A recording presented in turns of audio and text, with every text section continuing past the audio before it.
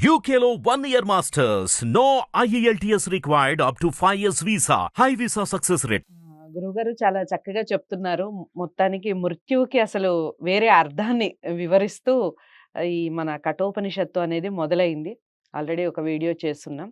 అయితే యమాచార్యునికి ఏమని అడిగారు నటికేచుడు? ఎలాంటి కోరిక కోరటం జరిగింది? మొదటి కోరిక ఏమిటి? ఆ వివరణ చెప్పండి. మొదటి కోరిక అది గృహస్థ జీవనానికి సంబంధించింది, లేక భూలోకానికి సంబంధించింది, ఓహో! మనజలోకానికి సంబంధించిందని చెప్పుకోవచ్చు. ఎందుకంటే 3 రోజులు ఉపవాసం ఉండడం వల్ల యమాచార్యుడు 3 వరాలు కోరుకోమన్నాడు. ఆ 3 వరాల్లో మొదటి వరం ఏమని కోరుకున్నాడంటే, నేను మా ఇంటికెళ్తే మా నాన్నగారు నన్ను కోపపడకుండా చూడాలి. అయ్యో! నన్ను ప్రేమతో చూడాలి. నన్ను ఆదరించాలి. ఆయన కుపితుడు కారాదు. క్రోధావేశానికి లోను కారాదు. ఇది నాకు ఇవ్వవలసినటువంటి వరము అని అన్నాడు. అప్పుడు యమాచార్యుడు చాలా ఆనందపడ్డాడు. అబ్బా! తల్లిదండ్రుల పట్ల నచికేతునికి ఎంత ప్రేమ ఉన్నది. ఈ విధంగా మరి ఇలాంటి గొప్ప వ్యక్తి నా ఇంటికి అతిథయ్యాడు. నా ఆశ్రమానికి అతిథయ్యాడు. కాబట్టి ఇటువంటి అతిథిని గౌరవించవలసినటువంటి అవసరం ఎంతైనా ఉంది. వయస్సుతో సంబంధం లేకుండా మన ఇంటికి ఎవరైనా తిథి, వార, నక్షత్రాలు తెలియకుండా ఎవరొచ్చినా వారికి ఆతిథ్యం ఇవ్వాలి. వారిని గౌరవించాలి.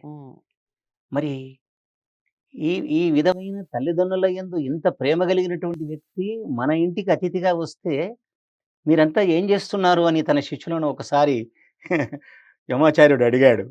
అడిగితే మీరు వచ్చిన దాకా ఆయన పచ్చి నీళ్లు కూడా ముట్టుకోలేదు, మరి మేము ఏం చేయాలి?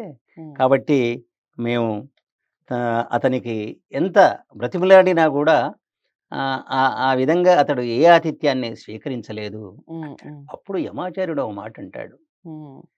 ఏమిటంటే, ఇంటికి వచ్చినటువంటి అతిథికి చేయవలసిన మర్యాదలు ఉన్నాయి. మొదలట ఒక చోటు చూపెట్టాలట, తర్వాత ఆసనం చూపెట్టాలట, తర్వాత చేతులు కడుక్కోవడానికి నీళ్ళు ఇవ్వాలి, తర్వాత దాన్ని అర్ఘ్యము అంటారు, తర్వాత పాదాలు కడుక్కోవడానికి నీళ్ళు ఇవ్వాలట, దాన్ని పాద్యం అంటారు, తర్వాత పానీయం మంచినీళ్ళు వాటర్ తాగడానికి నీళ్ళు ఇవ్వాలట, ఆ తర్వాత అతన్ని విశ్రాంతి తీసుకున్న తర్వాత అతనికి భోజనం అన్నం పెట్టాలట, అతనికి చక్కగా ఆతిథ్యం ఇవ్వాలి. ఆతిథ్యం ఇచ్చిన తర్వాత అతడు విశ్రాంతి తీసుకున్న తర్వాత అప్పుడు కుశల ప్రశ్న వేయాలి.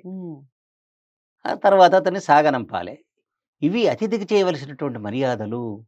ఈ కఠోపనిషత్తులో ఈ మర్యాదలు కూడా చాలా చక్కగా యమాచార్యుని చేతనే చెప్పబడి ఉన్నాయి. ఒక్కొక్క విషయాన్ని మనం గమనిస్తూ ఉంటే అతిథి మర్యాదలు ఎంత గొప్పవో తెలుస్తాయి. అనకూడదు కానీ ఒక విషయం గమనించాలి. చాలా మంది ఏది ఆలయాల్లో ఏ దేవునికి మనం దేవతకు షోడశోపచారాలు చేస్తామో ఈ షోడశోపచారాలు అతిథికి సంబంధించినవే అనే విషయాన్ని గ్రహించాలి. ఈ 16 ఉపచారాలు ఏవైతే ఉన్నాయో వాటిని సక్రమంగా ఇంటికి వచ్చినటువంటి అతిథికి చేయాలి. అతిథిరభ్యాగతో విష్ణు, సాక్షాత్తు అతిథి అంటే విష్ణువు అన్నమాట. 12వ శతాబ్దం లోపల మన కర్ణాటకలో బసవేశ్వరుడు పుట్టినాడు. ఆయన శైవ మత ప్రచారాన్ని తీసుకొచ్చాడు. వీరశైవాన్ని ఆయన ప్రచారం చేశాడు. అక్కడ ఆ సాక్షాత్తు ఆయన యొక్క ఉద్దేశం ప్రకారం ఇంటికి వచ్చినటువంటి జంగమయ్య సాక్షాత్తు శివుడు అన్నమాట. అది అతడు ఏం కోరితే అతనికి అది ఇవ్వాలే అన్న సంప్రదాయం ఉంది. కాబట్టి ఇక్కడ ఈ మొదటి వరాన్ని ఎప్పుడైతే కోరినాడో యమాచార్యుడు, తదాస్తు, నువ్వు చాలా మంచి వరం కోరావు. ఇలాంటి ఈ వరాన్ని కోరేవాళ్ళు చాలామంది ఉండరు. ఎందుకంటే చాలా వరకు ఇంటి నుంచి బయటకు వచ్చినటువంటి వాళ్ళు నాన్నగారు కోపిస్తే తిరిగి నాన్నగారు కోపిస్తారేమో అనే భయం చేత ఇంటికి వెళ్ళని వాళ్ళు చాలామంది ఉంటారు. కానీ నచికేతుడు మాత్రం నా చకిత అన్నమాట. అతడు చకితుడు కాలే, ఏమీ ఇబ్బంది పడలేదు, చకితుడు కాలేదంటే భయపడలేదన్నమాట. భయపడకుండా యమాచార్యుడు అడిగినటువంటి ప్రశ్నకు సమాధానం ఇచ్చాడు. నిజంగా ఇది ఈ వరం వెనకాల ఉన్నటువంటి రహస్యం ఏమిటి అంటే తల్లిదండ్రుల పట్ల పిల్లలకు ఉండవలసినటువంటి గౌరవం, తల్లిదండ్రులకు పిల్లల పట్ల ఉండవలసినటువంటి ప్రేమ, తర్వాత అతిథి మర్యాదలు. నిజంగా ఇంటికొచ్చినటువంటి అతిథికి చేయవలసినటువంటి సపర్యలు, ఇవ్వవలసినటువంటి మర్యాద మొదలైనటువంటి విషయాలన్నీ గూడా మనకు ఈ వరం వెనకాల తెలుస్తూ ఉన్నాయి. ముఖ్యంగా ఇది ఈ మొదటి వరం గృహస్థ జీవనానికి సంబంధించిందిగా మనం చెప్పుకోవచ్చు. ఎందుకంటే మనకు 4 ఆశ్రమాల్లో గృహస్థ జీవనమే మిగతా ఆశ్రమాలకు పట్టుగొమ్మ అన్నమాట. కాబట్టి ఈ వరం కోరడం వెనకాల మరి గొప్ప ఒక సందేశం అనేది మనకు ఈ కఠోపనిషత్తు ద్వారా అందుతూ ఉంది. సో చాలా అంటే చాలా చక్కటి వివరణ. అతిథి దేవో భవ అంటారు. మామూలుగా మనం సహజంగా వింటూ ఉంటాం ఈ మాట.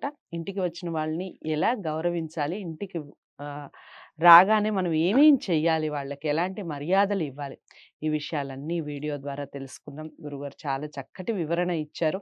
అసలు నచికేతుడు ఎందుకు అలాంటి వరం అడగడానికి వెనకాల ఉన్నటువంటి కారణాలను కూడా తెలుసుకుందాం. ఇంకా ముందు చాలా విషయాలు తెలుసుకునే ప్రయత్నం చేద్దాం. కఠోపనిషత్తులో తదుపరి వీడియోలో చాలా విషయాలు తెలుసుకునే ప్రయత్నం చేద్దాం. వీడియోని లైక్ చేసి అందరికీ షేర్ చేయండి. ఛానల్ని సబ్స్క్రైబ్ చేసుకోండి.